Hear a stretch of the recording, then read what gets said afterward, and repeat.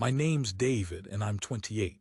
After my divorce, I moved to a tiny town called Shaddam in Alabama. Apart from my parents' place, I didn't have anywhere else to go, so I ended up staying in my granddad's old house. He passed away a few years back and left it to us. It's about 10 minutes outside town, sitting on 10 acres of woods, super quiet out there, which I figured I'd enjoy. The house itself is pretty old wood, floors that creak when you walk, doors that stick, and that kind of place that always seems a little chilly no matter how high you turn up the thermostat. But it was free, and honestly I didn't have many options. At first, the first couple of nights felt normal. I unpacked, tidied up a bit, and spent my evening sitting outside with a beer. It was just peaceful, no traffic, just the wind rustling through the trees and maybe an owl or two. But then, strange noises started happening. The first time I heard it was on the seventh night, right around midnight. I just climbed into bed, almost asleep, when I heard whistling outside. It wasn't a tune I recognized, just kind of a slow, broken, off-key whistle. It sounded like someone walking through the woods behind the house, whistling as they went. It creeped me out a little, but I figured it was probably some hunter or maybe a drunken neighbor. The next night, it happened again, same time, same offbeat tune, but this time it sounded closer. I got out of bed, flicked on the porch light, but didn't see a thing. I went outside with a flashlight, checked around the yard, but there were no footprints, no sounds of anyone running off, just the faint whistling fading deeper into the woods. I tried to ignore it for a few nights, just stayed in bed trying to sleep through it. But every night at around 1:17 a.m., it started again. I know that sounds random, but I swear, every time it was exactly around 1:15 or 1:19. Like clockwork. That's when I started thinking maybe someone was messing with me, someone who knew I was alone out there. So, I called the sheriff's office a few days later. An older deputy, let's call him Deputy Mark, came by. He's been on the force a long time. When I told him what was happening, his face went quiet. He looked at me and said, "Your granddad used to call us about the same thing, said someone was whistling around the property late at night, always in the spring. We never found anything." He told me he thought my granddad was just getting old, but then he looked at me real serious and said, "Now you're hearing it too." That really shook me. I had no idea my granddad dealt with this kind of stuff. Deputy Mark told me to keep the doors locked and stay inside after dark, which I was already doing, but I doubled down. I checked every window, and one night I even put chairs under the door handles. But the whistling kept coming closer. One night it was behind the shed, louder than before, almost like the person had been standing right outside. I grabbed my flashlight, looked through the blinds, but saw nothing. The next night I heard it from the front porch, just outside the door, 3 long whistles, then silence.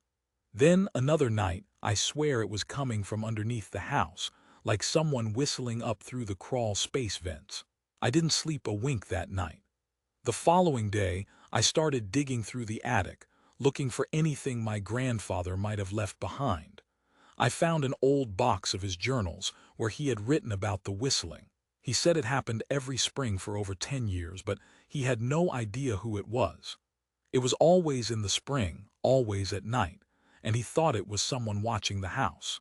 He even wrote that he'd sit up with a rifle by the front door. After my grandmother died, he was convinced it was someone out there, watching. I called Deputy Mark again. He came by, read through the journal, and looked pretty worried. He told me to be careful and said, "Don't open the door if you don't know who's out there." That night, I sat on the couch with a shotgun across my lap, a shotgun I barely knew how to load. Just after 1:17 a.m., the whistling started again. But this time, it wasn't outside, it was inside the house, coming from the hallway. I froze. The hallway light was off, but I could hear the whistling moving closer, step by step. I got up, aimed the shotgun, and shouted, "Who's there?" The whistling stopped. I flipped the hallway light on, but no one was there. Nothing. That was the last time I heard it. After 2 days of quiet, I thought maybe it was finally over. But honestly, I didn't know what to think. I've never believed in hallucinations or paranormal stuff, but this, it was real. Then things went quiet for 2 days. No sounds, no movement. I thought maybe it was finally done. But on the third night, right after midnight, I went to bed and left the hallway light on just in case. At exactly 1:17, I was awakened by a new sound, slow, deliberate knocking, 3 knocks at the back door. Then complete silence. I stayed still, listening. A minute later, I heard a creak from the hallway. Someone was walking inside the house. The hallway light flickered out. Heart pounding, I grabbed my shotgun and stepped out of my room. The hallway was dark, but at the end I saw him. There was a figure standing there, dressed in black, pale face, just standing perfectly still, staring at me.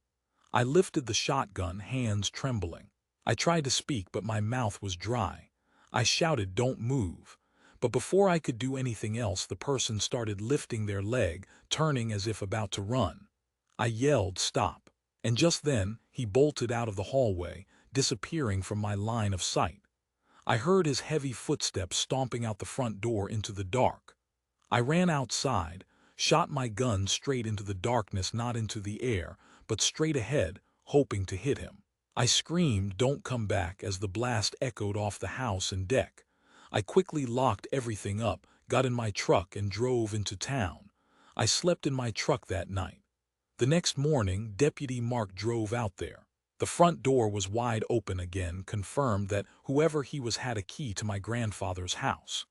Nothing was broken or missing, but he advised me to change the locks and even suggested I might want to leave that place altogether, because someone out there in the woods clearly didn't want me or my granddad living there. That same day, I went to a hardware store, switched out the locks, and left that house behind to go stay with my parents out of state for a while. They eventually sold the house. We took anything sentimental, and the rest was left or sold. I still wonder who the hell that person was and what they wanted. How they even got a key, why my granddad never told me about any of this. It's all so messed up. I honestly believe it was some disturbed creep living nearby, probably stalking us for years. I moved to a more urban area because I couldn't handle living out there anymore. That experience, it's left me way too unsettled. Now I'm 16 and living in the city. But I spent the first 8 years of my life in the countryside. And honestly, for some people, it might seem weird that I was allowed to walk around the village without much supervision. The place was tiny, maybe 90 people at most. Everyone knew everyone. I remember the summer day when my friend, let's call him Mike, and we were dying for a soda. Back then, soda was cheap, and we didn't have much change, only enough for 2 cans. Luckily, an older woman in a house nearby called us over. She said she was making mint tea for her birthday and that she was out of mint. She told us if we filled 2 plastic bags with mint leaves, she'd buy us all the soda we wanted. Mike and I thought that was a great idea. I didn't want to ask my parents for money. So we started digging in the blazing sun. We looked for mint, but despite our efforts, we only managed to fill half a bag before our clothes were soaked with sweat. We were pretty mad, knowing there was no way we'd get enough leaves before sunset. Still, we kept searching, hoping for a miracle that would lead us to a big mint field. Out of nowhere, 2 tall guys approached us. They were probably only like 5s even, but they seemed giant to us back then. They wore black big hoodies and tight pants. They looked no older than 17, but their faces were hard to see. They talked to us with a really friendly, almost childish tone, saying, "Hey kids, are you all alone?" Julian, my friend, looked worried and made a gesture for us to leave, but I didn't understand. I told them we were looking for mint, asked where we could find some nearby. One of the guys crouched next to me, patted my head, and I remember feeling a little weird about it. Julian quickly pulled me back, looking serious and almost panicked. He asked me, "Who are your parents?" In our town, that question meant knowing your last name, a way to identify people, because not many were born here. Julian knew the neighborhood because he'd grown up there. He looked scared. He didn't recognize the boys. They avoided answering the question, almost like they were really interested in me. I remember one of them smirking when they heard we wanted mint. They then said, "We come from that hill over there," pointing somewhere behind us, and offered to lead us to the field and help us fill the bags. But I knew that hill. Julian and I and the other kids used to play hide-and-seek there, especially at night. We loved it. Still, I'd never seen a mint field there, just corn, grapes, and watermelons. I was a dumb kid. I didn't see the red flags. I eagerly nodded, grabbing Julian's arm to follow them farther away from the village. I could feel his hand trembling. That's when I got a deep shiver. The village was disappearing behind us, and the woods were looming ahead. I asked the guys where we were headed, but they only said, "You'll see," or "Just be patient." My sweat was pooling. I started panicking.